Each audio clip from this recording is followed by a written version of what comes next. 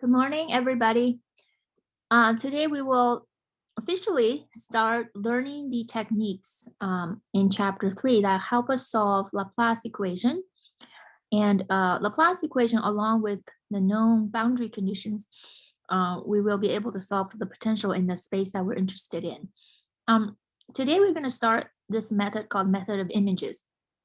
It's actually a very elegant and very nice method to simplify a complicated problem into a very much more simplified problem. So the method of images is what it's really doing is utilizing what we know about the uniqueness theorem, in that we already talked about if there is a region that we know that the potential must obey the Poisson equation. And if we could guess, or whichever way that you are able to get a solution that obeyed this equation,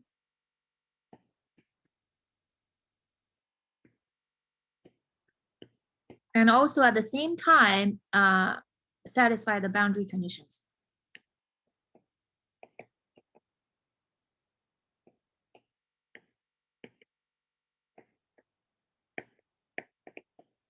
Then this V that you guessed must be the only possible solution. So method of images is translating the problem that we were given to an equivalent problem.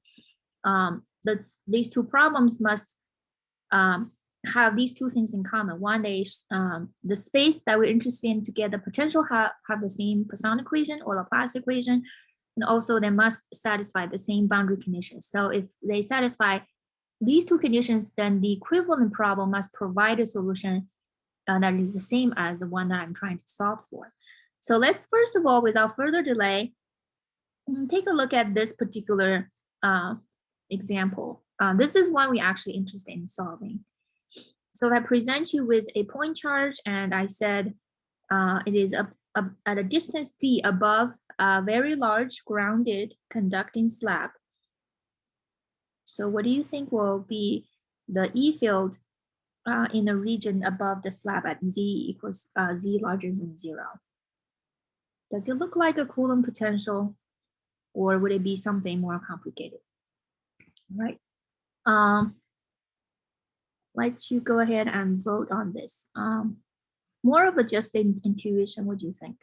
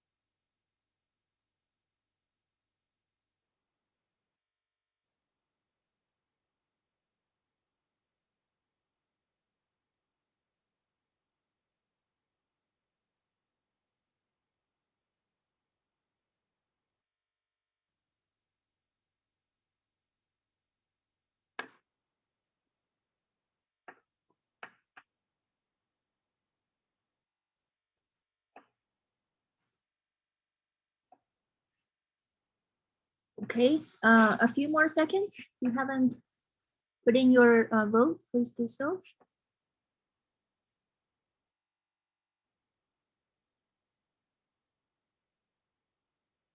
Okay, 5 more seconds.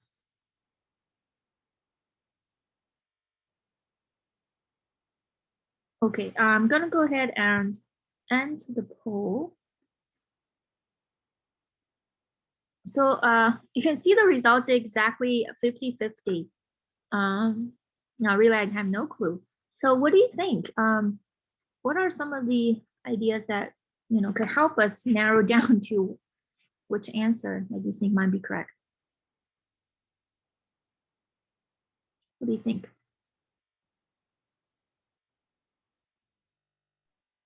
I put B initially, but now that I think about it, since it's a large slab, one positive Q charge isn't going to have much effect on it. So A. What is not going to have much effect on it? Can you repeat that part?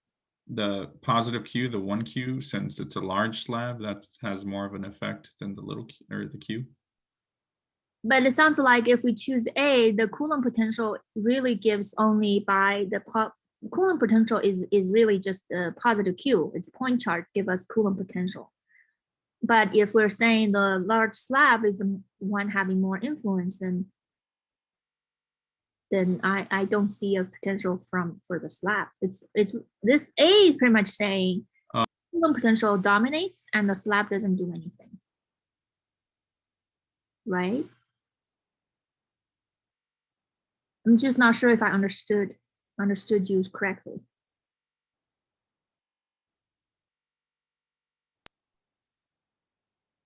What about so that's one support for A. So what about people who voted for B? What might be some of the reason that you think this is not a Coulomb potential?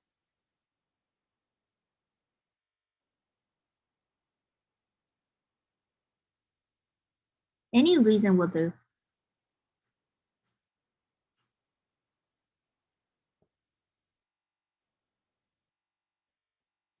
So why do I draw the Coulomb potential, and you guys can tell me whether you think that's reasonable or not. So if I say, if this is a Coulomb potential above the slab, then I imagine the electric field in the space is going to be like radially outward because that's a Coulomb potential, right?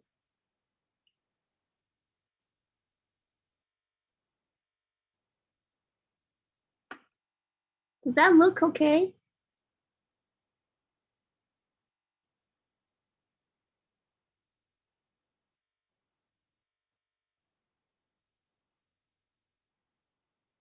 How does that look? All right, I'll get a chat. Okay. So take a look at how these electric field vectors, or if you call it field lines, extend, and how do they meet the parallel? How do they meet the slab? Slab is a conductor, right? And if it were a Coulomb potential, you see it simply spread out like this, and they kind of touch the slab this way. Does that look okay? I don't see a problem with it. But I mean, we're neglecting the electric field that's being emitted by this slab. So what do we say about the surface of the conductor? The conductor surface is an equipotential surface, and all the field lines must be pointing in which way to the surface of conductor? Perpendicular. Perpendicular. So if it were Coulomb potential, you see that they are pointing perpendicular to the conductor? I guess I'm not understanding what you mean by a Coulomb potential. A Coulomb potential is E in this region is simply KQ over R squared R hat. So it means, what this is telling me is it's like a Coulomb's law potential that the electric field is pointing radially outward from where the charge is. So the charge is here, so the field is going to simply spread out like that, radially outward. So pointing in the, R hat direction. That's a Coulomb potential, meaning that the potential is simply a result that looks like the Coulomb's law.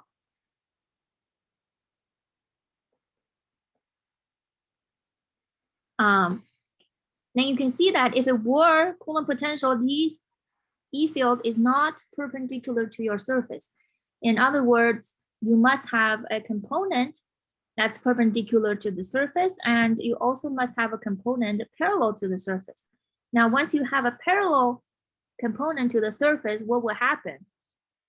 Your free charges are going to respond to these parallel components. They're going to try to flow along the surface. That's not what we want for a conductor. That's not conductors. You have an electrostatic situation. You will not have charges moving along the surface of conductor, right? So you can only have a perpendicular component. So just to sort of review what we talked about, E is only perpendicular to the surface of conductors. You are not going to have a parallel component, because if you do, you're going to have charges try to free to move. They're going to move along the conductor, and it's not an electrostatic situation. Okay, so the answer is B. It is something more complicated. It's not going to be a Coulomb potential. And you can also think about why that is. That means the conducting slab actually did something to your potential. Without the slab, yes, it's just a Coulomb potential. With the slab, then the slab must have some charges on it that affected and changed the field distribution in the space above it. So that means I definitely should have some charges on the slab. So what kind of charges do you think will be on the slab? Do you think I will have some positive charges on the slab or negative charges on the slab?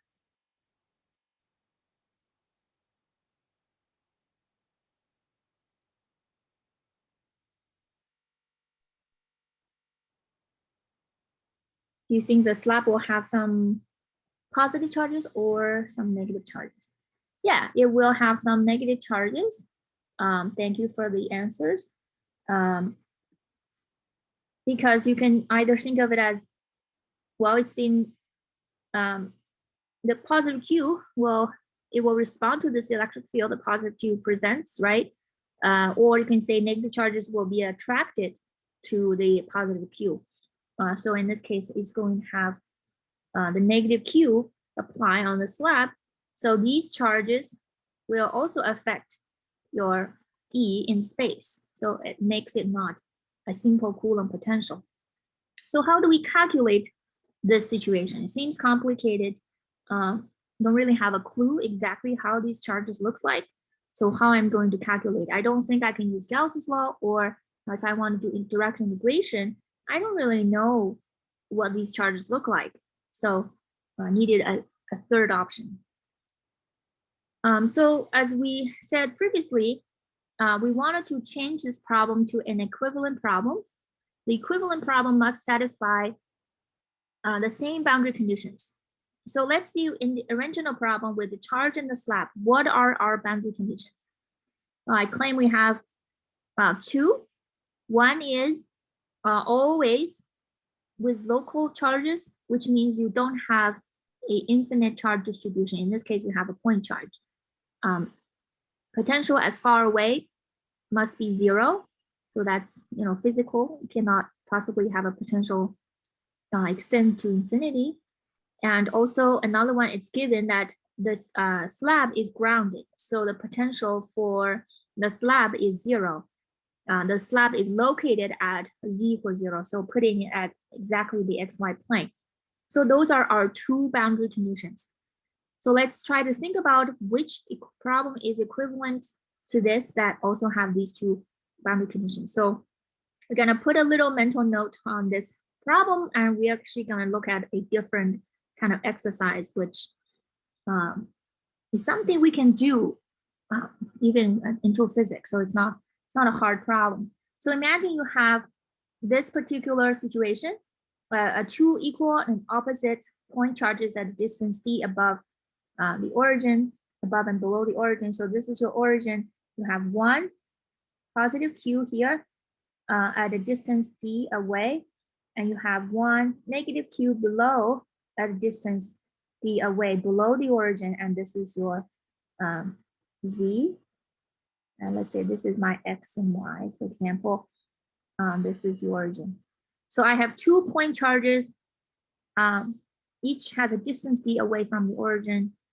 Can you calculate the potential for this particular distribution in space, everywhere in space, and also where in the space where you find the potential is 0?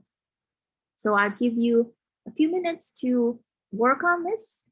In your breakout rooms, working groups, for about a couple minutes just to think about how you might set it up. You may not even have the final answers yet, but think about how you will set it up, and we'll come back and work on this together. Okay. All right.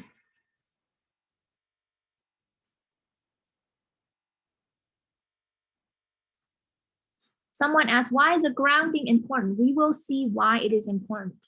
It provides a particular boundary condition.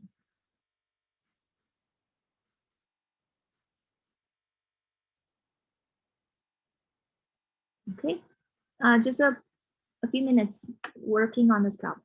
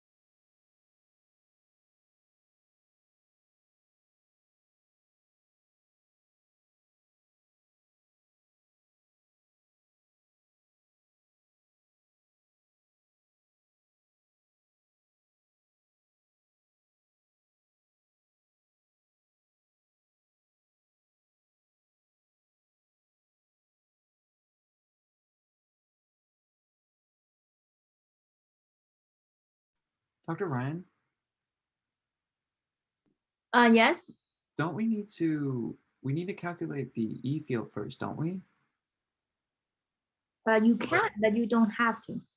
Okay, so you're using the method of images is what you're trying to get across, right? Not really. This problem we don't need. I'm taking a detour. I put the original question on hold and I'm solving this problem. I will use it later. Okay.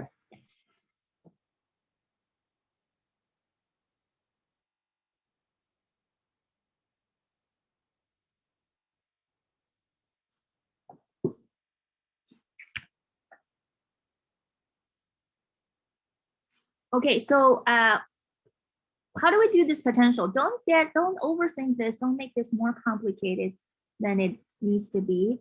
It's really just 2-point charges. You want the potential.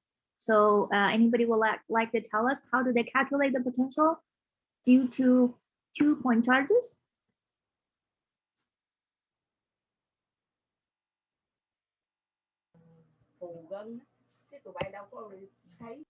I'm sorry, can you speak up again? I didn't get that. I think it was just a loose mic. So what do you do when you have 1 point charge? When you want to do a potential due to 1 point charge? Well, the process I have in my head is that you would have to figure out what the E field is due to that single point charge and then take the gradient, or not the gradient, take the minus the integral from your reference point to the point of interest of E dot dl. Sure, although once we are very familiar with the expression for a point charge, we just write it out right away. So for an E field due to a point charge is KQ over R squared. You're so familiar with this. For V is what? Is just KQ over R, right? It's just KQ over R. Potential due to a point charge. So yeah, some of the two potentials, thank you, Corey, it will be superposition. If you have one, you add another. And do they add up like scalars or vectors for potential?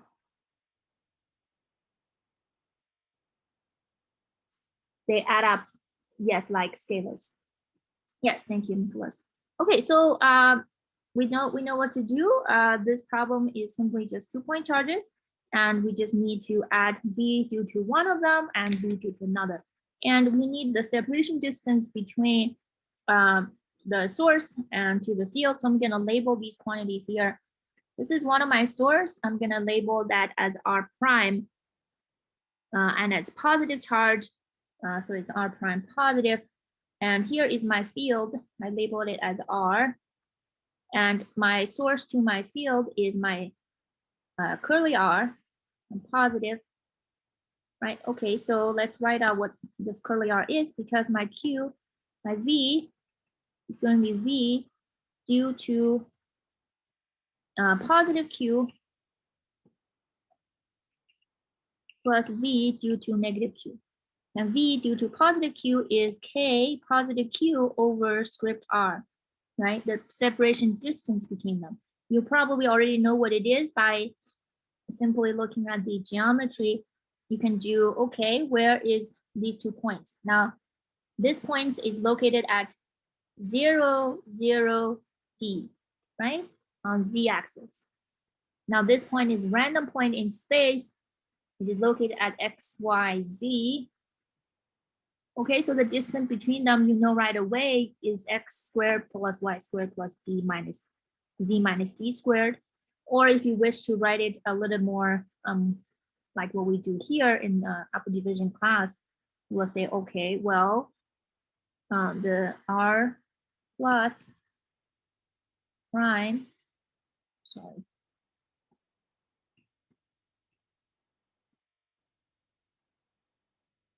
is in the Z direction only, right? D. Now R is simply X hat, Y hat, Z hat. If you want to write the script R, it's going to be R minus R prime, which is R minus DZ hat. Now you could simply just do that and plug in the X and Y later. So it's just going to be V positive Q is going to be KQ over R minus DZ prime, the distance. Now negative Q, we do it similarly, negative Q over this R. So this is R prime negative, and from your source to your field is R script R for the negative charge, right? So negative R script R is R minus negative D, right? So plus DZ. Okay, so I get those two superposition. V at point P is going to be V due to one of them plus V due to another one, and that's KQ x squared plus y squared plus z minus d squared, the root of that, minus x squared plus y squared plus z plus d squared, square root of that. So that's the answer. By making an observation and looking at this expression, can you tell me where is v equals 0? Where is the zero potential located in space? Where would this become 0? At infinity. When z is equal to what? Infinity. Infinity always should go to 0. Other than infinity, is there any another location? On the xy plane, like when z equals 0. From the xy plane, when z equals 0, very good. You can see this becomes d squared, this becomes d squared. These two quantities are equal, so this minus this, you get a 0. Yeah, so v as equals 0 is 0. So xy plane is 0. So I don't know if you noticed that now, why do I solve this problem? I noticed the similarity of this problem with my original problem. This problem has a 0 potential at xy plane. And recall our original problem. Our original problem has 0 potential at the xy plane because that is where you have grounded the slab, right? So that problem and this problem share the same boundary conditions, as in v z equals 0 is 0, v from far away is also 0. That's true for both of them. And I recall now, if those have the same boundary problem, if they have the same, satisfy the same Poisson equation, then they have the same solution. So if I'm looking at, okay, I was going to calculate what is the field, what is the V in space in the region above the slab? That's what I would originally set up to calculate, right? Okay, in that region, it needs to satisfy this Poisson equation. So in that region, the only charge density, the only charge distribution is where Q is. You have that one charge in that region, nothing else. And I'm gonna look at my new problem. Okay, in this region, in the same region, I didn't introduce any new charges. It's same positive Q. That's where my charge is. So I satisfy those two conditions. They satisfy the Poisson, same Poisson equation. They satisfy the same boundary conditions. So I can claim my job is done. I found the solution I need for my new problem because I've solved this old problem already. So this is what we call the method of the images. Because if you really look at it, it's as if you are using that conductor slab as a mirror and you have created a new problem where you calculate potential due to your original charge and the image charge. Image being that is kind of a reflection of your original charge.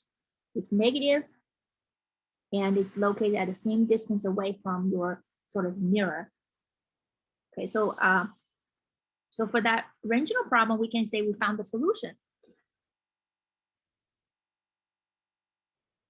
So we call this an image charge. That is a general method we use when we have rounding. You have a plane that's connected to the ground, and you have some point charges, and you can create some image charges to solve the problem. So we can only use the method of images when we have symmetrical problems then. Yes, so yes, the limitation, there are only a handful of situations that we can do it. Okay. And I will show you a little more example to see more of these applications. So you can see the potential is more complicated. Now we found the potential is this guy, right? This guy, this expression. Now, if you were to sort of graph it, you would get the potential due to this point charge at a grounding slab, something like this. You can see it's not a Coulomb potential because all these field lines are curved now, right? It has to bend toward the conducting slab to be perpendicular. Now I know to draw it exactly like this because I know what a dipole potential looks like, right? If you have 2-point charges, this graph looks very familiar, right? So you have one positive, one negative. Your electric field lines starting from the positive, right, and end at the negative. So this is something we are very familiar with, and that is exactly the solution for our new problem. So this V is already calculated, is found. We have found it.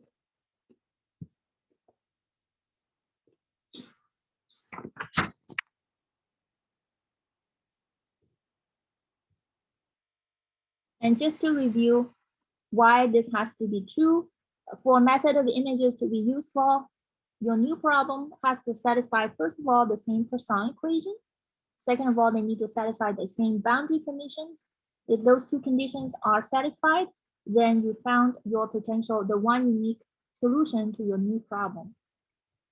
Now, let me ask you guys this question.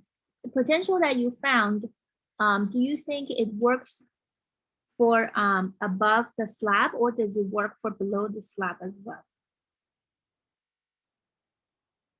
So this I would assume it would as well. this is the problem you found. This is the equivalent problem, and the solution, the potential here is a superposition of the positive Q and negative Q combined. Do you think that is also the solution for the below the slab? So let me go back to see the original problem. This is my original problem.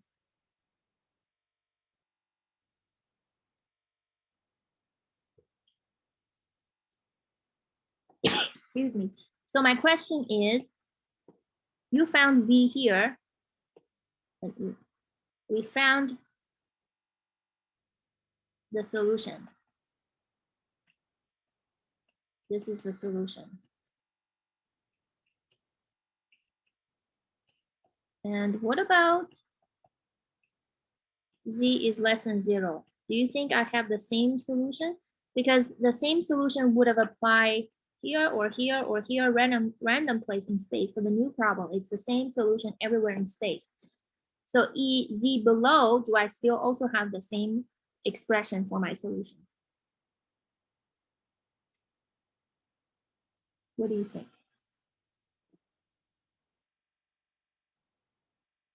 Is this solution applicable to everywhere in space for my original problem, or only above the slab?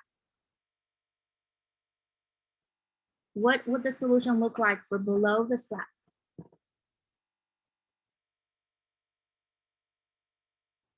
Or maybe just answer the question, do you think the solution applies to all space or just above the slab? Just the top. Just above. And why is that?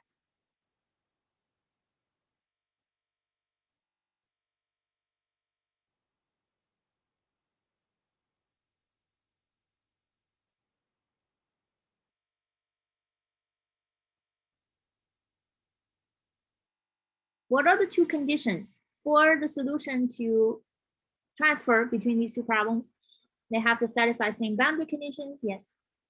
They have to satisfy the same Poisson equations.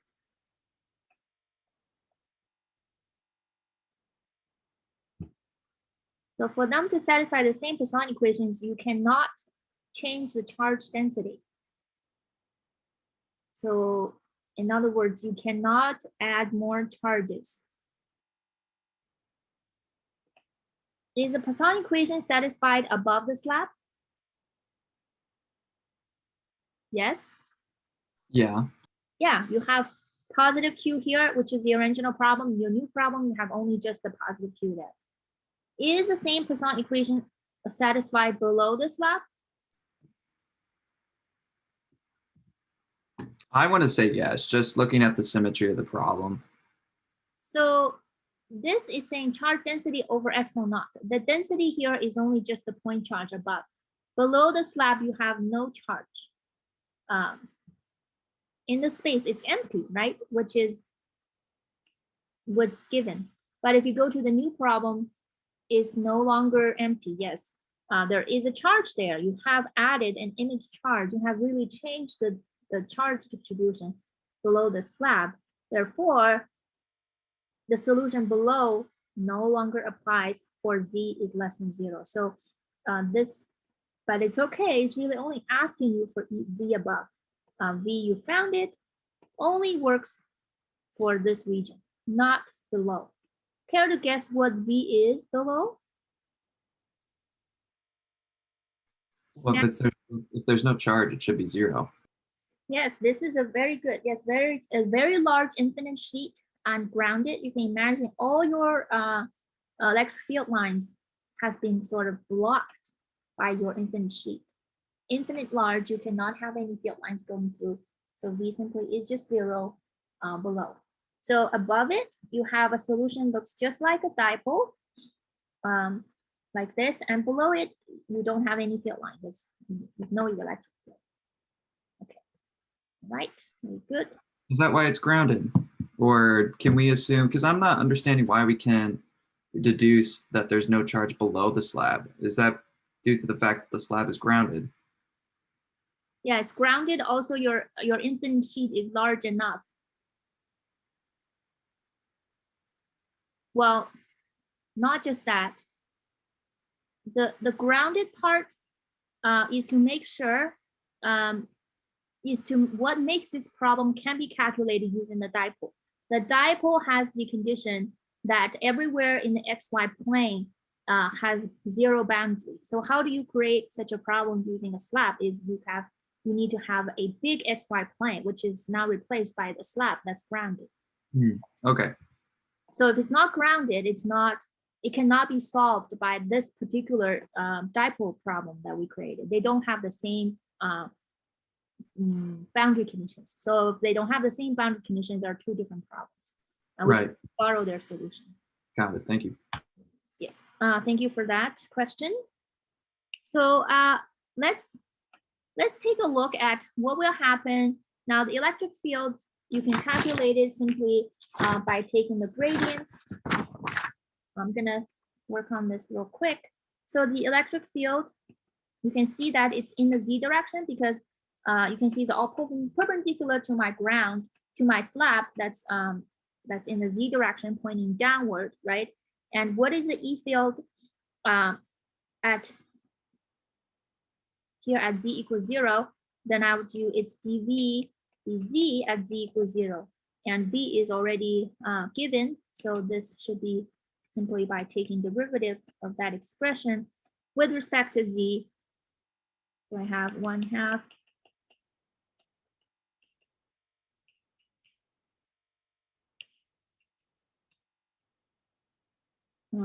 times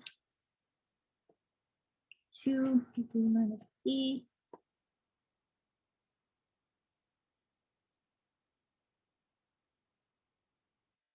Let me get rid of this. Minus 1/2.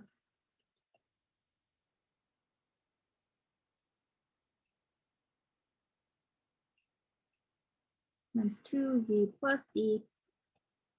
Okay. This becomes qd over 2 pi epsilon naught y squared plus d squared cubed. Okay. Now, of course, you don't really have an x and y component. So these are zeros.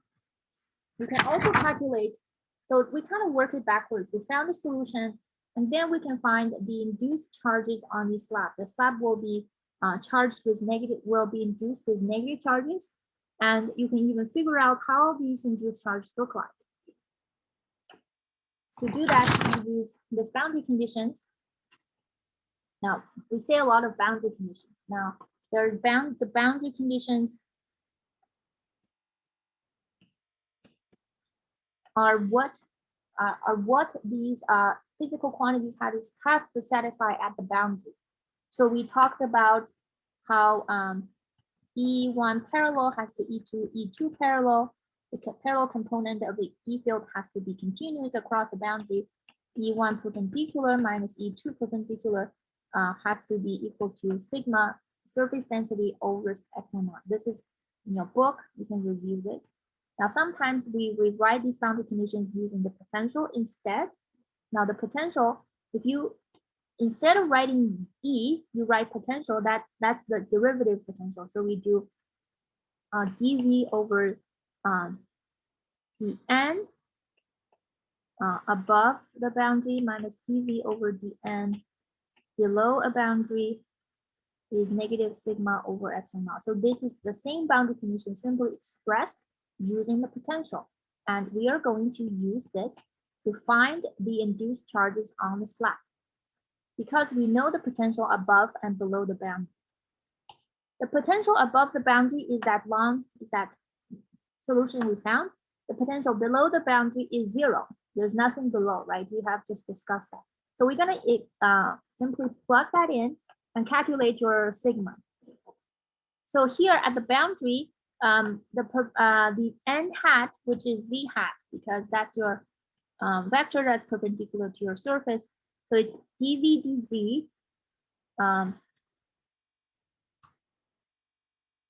above. Now you need to apply this at the boundary. So a lot of times we simply just say, okay, at the boundary or at the boundary. So here at z equals 0 minus dv dz below at z equals 0 is negative sigma over epsilon naught. Z below is 0. V above is that expression, and we already took the derivative. So it becomes QD over, sorry, just plus QD over 2 pi epsilon naught x squared plus y squared plus t squared to the power of 2/3. That's the one we just did, is equal to negative sigma over epsilon naught. So we have found the induced charges on the slab is negative charges, negative, and they are QD over 2 pi x squared plus y squared plus t squared to the power of 2/3. So this is our induced charges on the slab. There are a few things to see if this makes sense, if this reasonable is, okay, it's negative.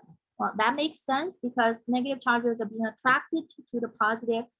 So it makes sense the negative appears on the slab. First of all, it's negative. I think that makes sense. So can anybody tell us why there are no positive charges? Didn't we say that when you have a polarization, you simply just push the positive charges above, below and push the positive charge to one end and negative to the other end? How come there is no positive charges showing up on my slab? There is only negative charges. And what is the reason? Is it because it's grounded? Yeah, so because it's grounded, what can ground provide?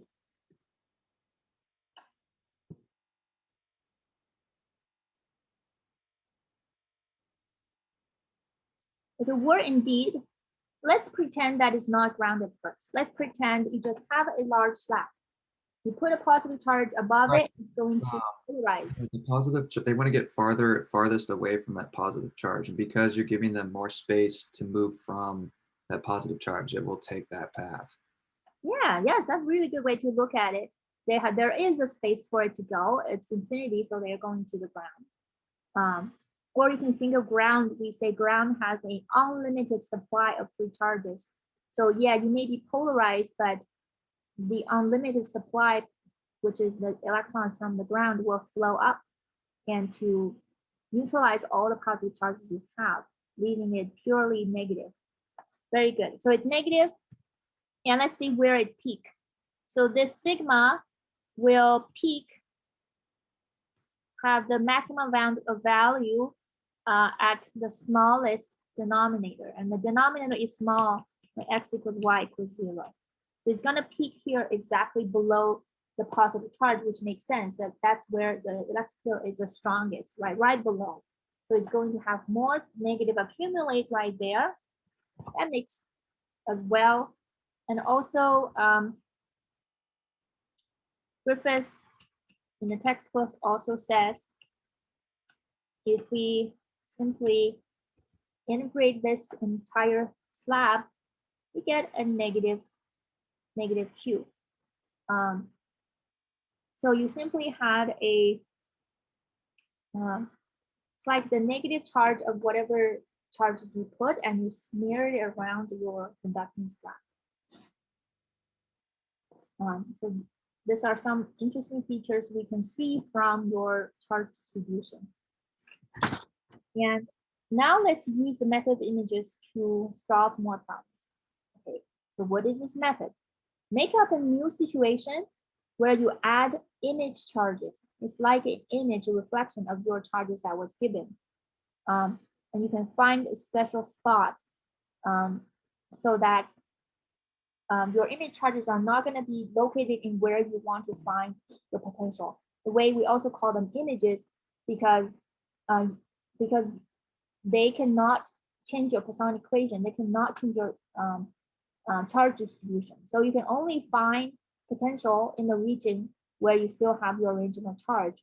The image charge has to be located somewhere else. And also this equivalent problem, you can satisfy the same boundary conditions as your original one. So those two conditions are met, you can use the method of images.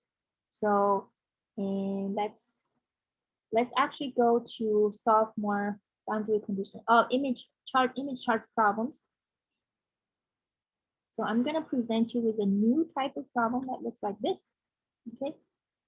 So now you have 2 point charges above the slab. One is Q, one is 3Q. Can we use this? Can we use negative charge to solve this problem? If so, how many charges do we need? I'm going to let you vote on this.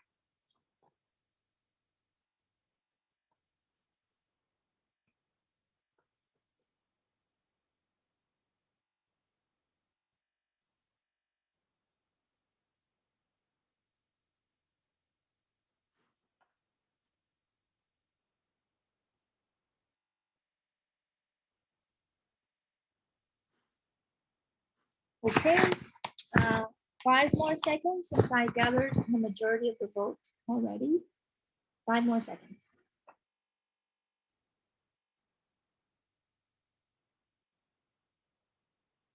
Okay, all right, any last minute vote? I'm gonna go ahead and close this. Okay, so we now require majority, you said B, 2 image charges. And let's see if the 2 can help us solve the problem, or if this method is applicable. So we need to add image charges. Can you guys let me know where do you want to add it and what kind of charge would you want to add it?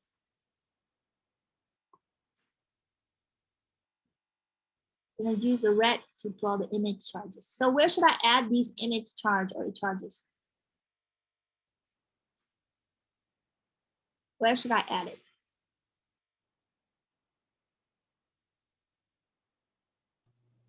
Like below, sort of mirroring the other two. Okay, so one of this is an image of the positive Q located at negative D and with a charge negative Q, right? That was the original image charge. And is there another one? There would be another one below 3q at a distance minus 2d with a charge of minus 3q. Yes, negative 3q. Very good. And let's see if this indeed satisfy those two conditions. So in the region, we want to know only above the slab. So by adding image charges below, we first of all did not change the charge distribution in the region above.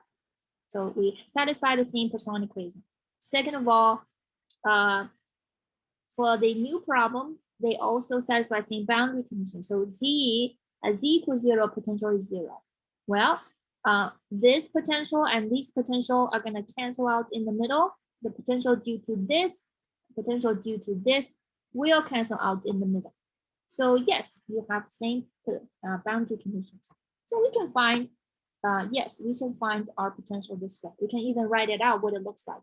For such a complicated problem, we know what it is right away. So let's write out what the potential looks like.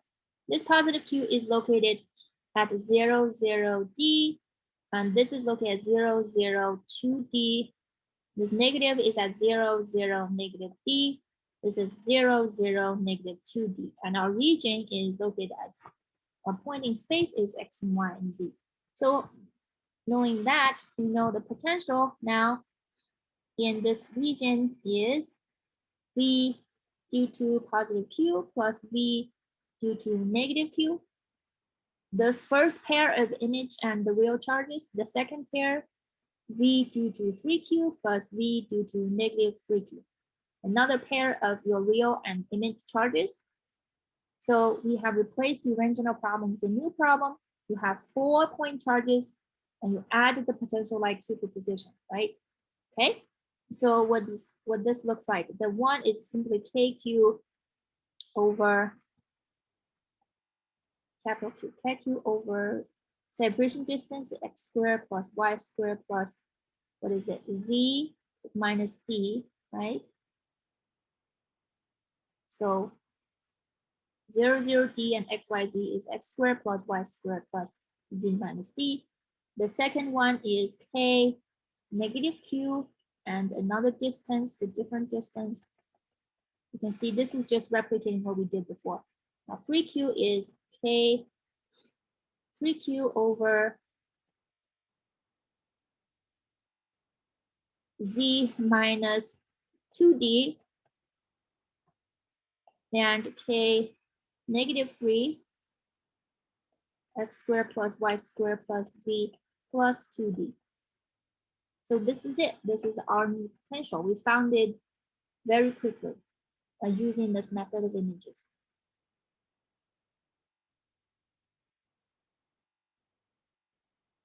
Okay, so that's the same problem. Okay, now I'm presenting you a slightly different kind of situation. We have 2 grounded conducting slabs. They're at a right angle, so you have something like this. How many image charges are needed? This one I do want you to go ahead and discuss with your group, and then you can come back to that. Take a few minutes to discuss.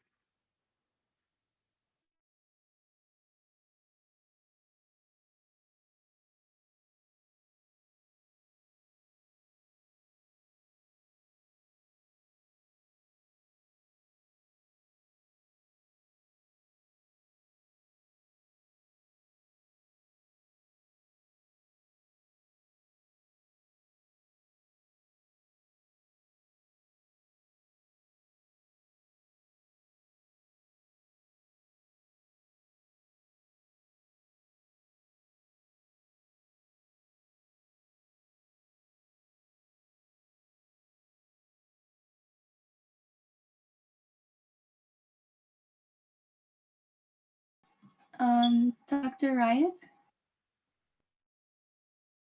Yes? Originally I was in room 8, but I had to log out and I logged back in. Should I go to room 8 or back to room 6? Oh, you're B, right? Yeah, Okay, I'm gonna move you to A right now. thank you.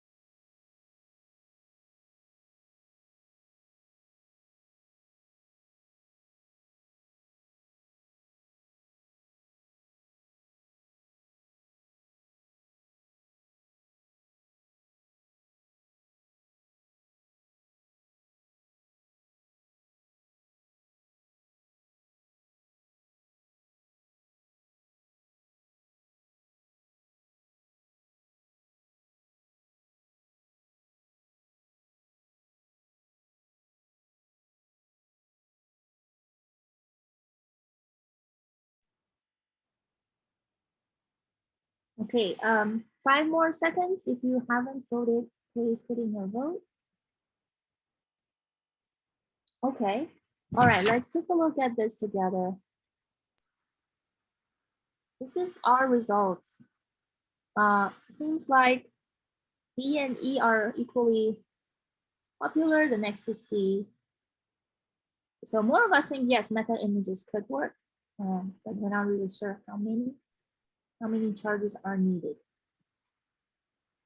All right, so let's see if we can make this work. So the method of image is really just by adding images. If you think of this as mirrors, well, think where your image will occur and see by adding those image charge, we're going to be able to satisfy the same boundary conditions. Okay, so we need method of images. We certainly couldn't add any charges here, right? We want that region only to be the original charge. We don't want to change the charge distribution. So we have to add them sort of behind the slab, right? Somewhere here or below it, somewhere here. So let's think about where we might add it. So would it be reasonable if I say I'm going to add a image, pretending this left-hand side is a mirror, I'm going to have an image behind it,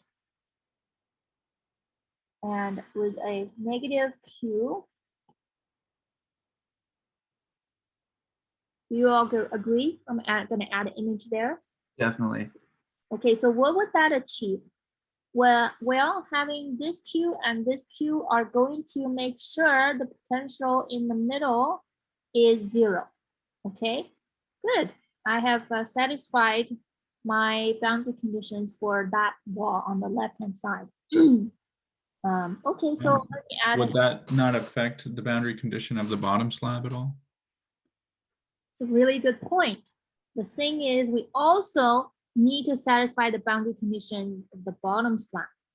Well, the left wall, this wall is satisfied. However, if you look at this wall, well, you might argue, well, I haven't added my image charges yet. Let me go ahead and add my image charges. So I say, okay, I'm going to add an image charge of this below the slab with a negative Q, but a further distance away. Does that help us satisfy the boundary conditions here? I want to say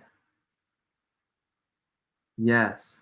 And the reason why I say that is because both of these slabs are connected, which means both of them are grounded. So they'll both carry the same amount of charge on their top surface, or the surface that we're looking at. Yes, they're grounded. But imagine now in this imaginary world, we have taken away our grounded conductors. We're just imagining this imaginary plane in space. Does it have V equals 0? So if I call this the XY plane, and this is a YZ plane, they don't have to be connected. They're just two planes in the space. Okay. So you can see, okay, this potential and this potential does cancel out here, but I still have one more charge here. This charge will contribute to some amount here at this boundary. So V will not be 0 at this boundary if I have these 3 charges. Likewise, this and this cancels out here, but this charge will contribute some to this plane. And V, again, will not be 0 on the wall, on the YZ plane either. So what do we do? Does that mean we cannot use method of images? Yeah, we can't. Because the uniqueness theorem isn't satisfied. So can we continue to add more images of the image? Would that work? Can you make one more method of image or an image charge? Where do I put it? I'm actually not sure, but I imagine this problem to be like a 3D problem. So like somewhere in a Z direction. So let's see where, let's try that, Kenneth. Let's see, okay, what is our problem? Our problem right now is, okay, if we're looking at this plane, this is our mirror. this guy is balanced out by this image. Good, but I have one more. So let's just let it have another image. So this will also have an image relative to this plane here, whatever that distance is, positive q, because this is the image of this charge. So it's an image of the image charge is a positive q. Okay, well, could that work? This and this cancels, this and this cancels for this plane. And now ZV is indeed 0 on the XY plane. And what about the YZ plane? YZ plane, do they work? This cancels this. Could this cancel this? And label it 1, 2, 3, and 4. So 1 and 2 now cancel out on the YZ plane. Do you think the 3 and 4 will cancel out on the Y and Z plane?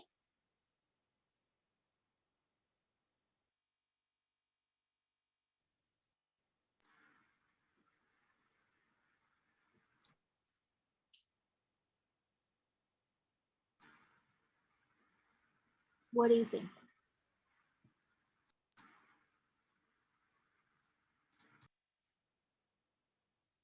I don't see why not. Yeah, they could also cancel out. So you can view 4 either as an image to 2, or you can view 4 as an image to 3. And it works out. They also satisfy the boundary conditions on the left hand side, on the wall on the left hand side. So let's try to work out the coordinates of these different images. And if Q is located at X naught, Y naught, Z naught, and if you can, and then the negative Q will be located, so it's a reflection in the, you flip to the X, so it's gonna be negative X naught, Y naught, and Z naught. Okay, and the 3 is flipped in the Z, right? So it's X naught, Y naught, negative Z naught. And 4, you can view it as the flip of negative 2 here is going to be negative X naught, Y naught, negative Z naught.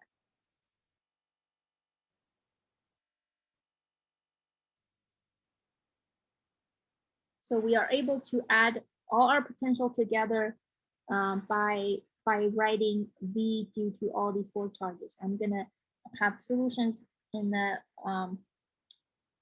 lecture notes, but I'll leave that final solution for you to simply write up yourself. So 1 plus 2 plus 3 plus 4. Okay, so we can still make this work.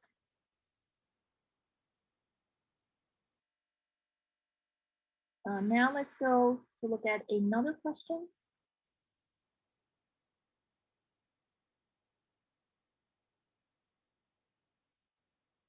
We have looked at a few situations where we can use image charges. Now, are there any other quantity other than electric potential that can be simply calculated by using the equivalent problem? Now, for example, going to this original problem with the slab and the charge. We found the potential V here is the same as the potential due to the dipole, the real charge and image charge. But other than that, will the electric field be similar just to the Coulomb force acting on this positive Q due to that image charge? We easily calculate the electric field. Yeah. What do you think the electric field looks like? So I'm gonna let you discuss this. Oh, whoops, we don't really have time to discuss this. So maybe go ahead and vote, and then we will discuss it together.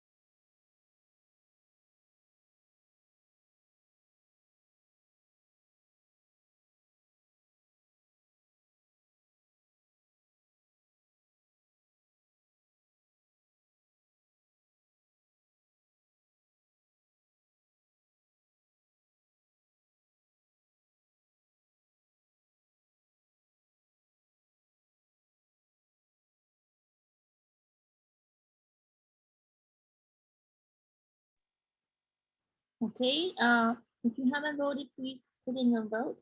A few more seconds.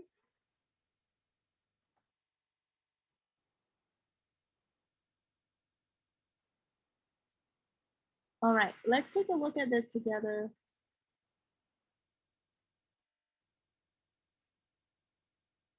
This is our results.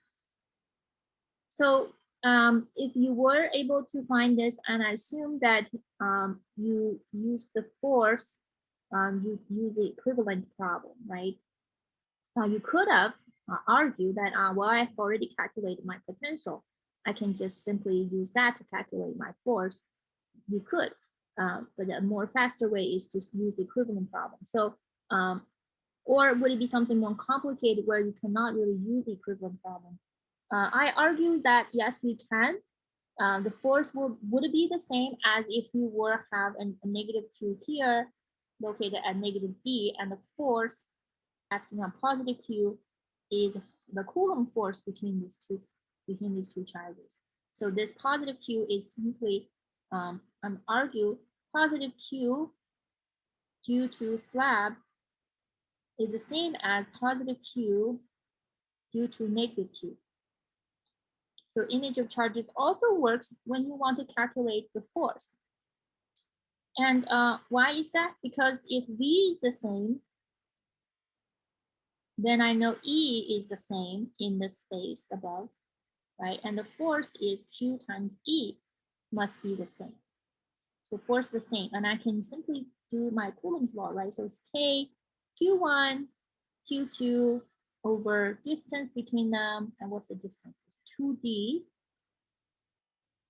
So it's going to be negative K Q squared over what? 4D squared. So it's going to be this KQ squared over 2D parenthesis squared pointing downward. It's attraction, right? So downward. So B is the correct answer. Okay, so if you choose this, you must not be thinking about the distance now is double the distance. Okay, now this looks very good, and we're very tempting to try to calculate all our physical quantities this way. So what if I have this particular situation? I think my share is not updated. I'm gonna have to reconnect this again. 1 second.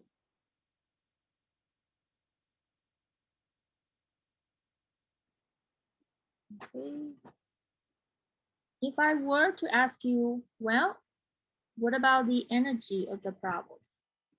What if I ask you to calculate the energy of the system as the electric potential energy stored in space right now?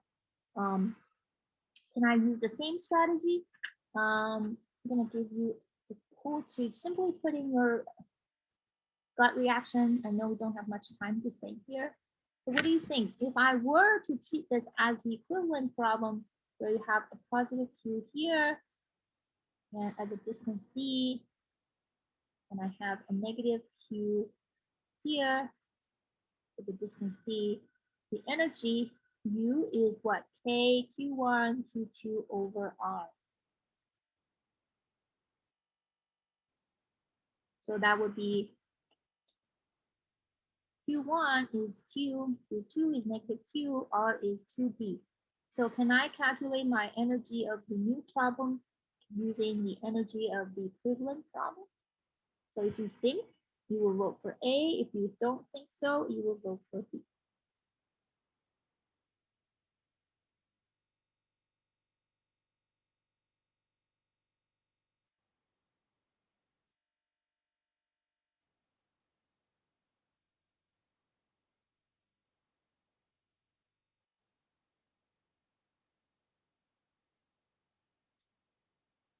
Okay, so if I were to calculate this way, I get this result. But let me double check this answer with another result. So based on the majority of the vote here, so if you haven't put in your vote, you can continue to do so. But I'm going to continue to write something here. I said, okay, another way to calculate the energy is to calculate this. This is an expression we have derived previously. right? Or we can think of this as the process of moving charges over, right? We're talking about the energy stored in the system is to assemble. How much energy is needed to assemble the charges? So bringing this positive Q from infinity to D, you have to overcome the Coulomb force. How much work do you need to do? Well, we have just calculated the force, didn't we? So calculating the energy, we can use this force. The force is Q squared over, now it's at a location D, but if you bring it from a random location to be more, with the variable is 4Z squared, dz. So that is one way to calculate this energy. And I will go ahead and give you the answer here. It's going to be dz d squared from infinity to D. And what does that give us? This gives us negative 1 over 4 pi squared Q over squared over 4D. Okay, and look at your result is 2D. So this method I used is half of what the answer you voted. So I'm gonna end the poll and show you your results. So some of you, most of you think yes, it's this result, as if you have a dipole or something else. And I've actually calculated, I just calculated. It turned out it has to be half of this result. This result is not correct. Something else, which is half of this result. And why? The energy of this situation is only half of the energy we had previously. So like I'm going to show you this graph again. This is a situation we have. This is the equivalent problem. Do you see the difference here?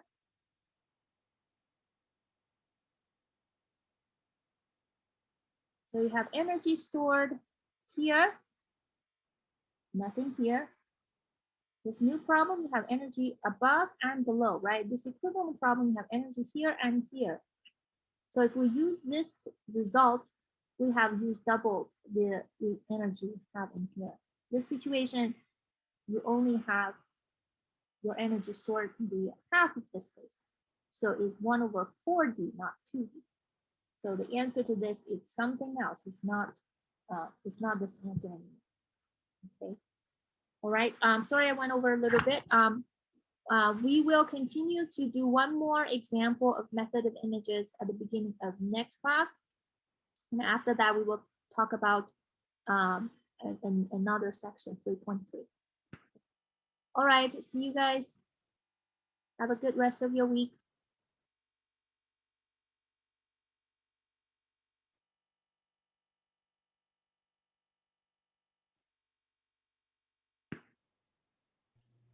Hey, Dr. Ryan, I have a question.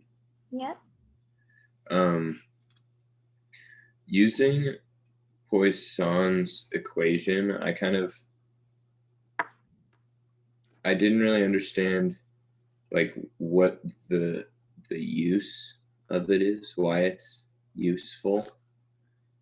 And also I do understand that when we were using method of images, we didn't change the charge density where we were wondering what the potential was, and I know that's one of the conditions. But in terms of like mathematics, how would you prove that you're not changing the charge density with the Poisson's equation? Well, that's the density rho.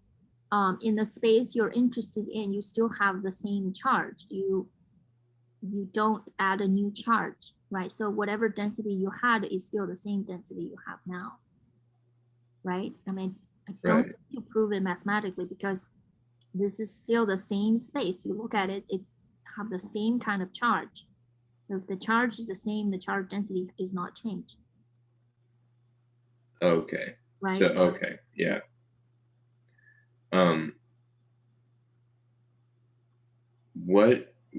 What is the other use of Poisson's equation? Because I know we talked about it before, like last class or something. And I know we were using like the Laplacian or Laplace's equation. But what is the use of Poisson's equation besides just being sort of a boundary condition. It's not a boundary condition. It's a Poisson equation. Like that's like, okay, the Poisson equation is like your differential equation. You remember when you have a differential equation, you always write out a general solution and then use your initial conditions to figure out the constants. This is similar. Your Poisson equation, you give a general solution and use your boundary conditions to fix those constants. Okay. Does that make sense? Yeah. So like the Poisson equations is equivalent of describing, like say you in kinematics, you have the second derivative of your position versus time is acceleration. Mhm. And then you solve that, you get a solution x as a time of function is x naught plus mu naught t plus 1 half at squared.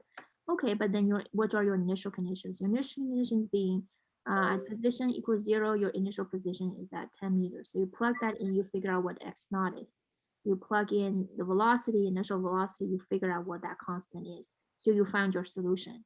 This is exactly what we're doing here, is you have a second derivative equation for the potential that is described by the Poisson. Sorry. Are you still there? Yeah, sorry, my phone started ringing. And then you solve that equation, you got a general solution, but you also got a bunch of constants. So you plug in boundary conditions is like your initial conditions, right? For your kinematics problem. And you plug in boundary conditions. Okay, at z equals 0, you have this. At z equals infinity, you have this. You fix those constants, so you found your solution. So it's not anything too special. It's boundary Poisson equation is just a differential equation that describes the potential.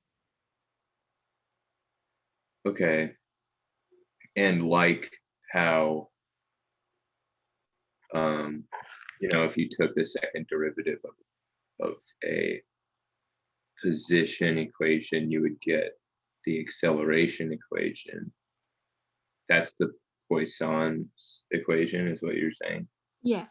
Yes. Okay. And then is the Laplace's equation just when that equals 0? Yes, exactly. When your charge density is 0. Okay. Yeah. So it's in all of the space around whatever is the charged thing. Right. Yeah. Yes. Okay. It's, you can say it more generally, is the Poisson. Okay.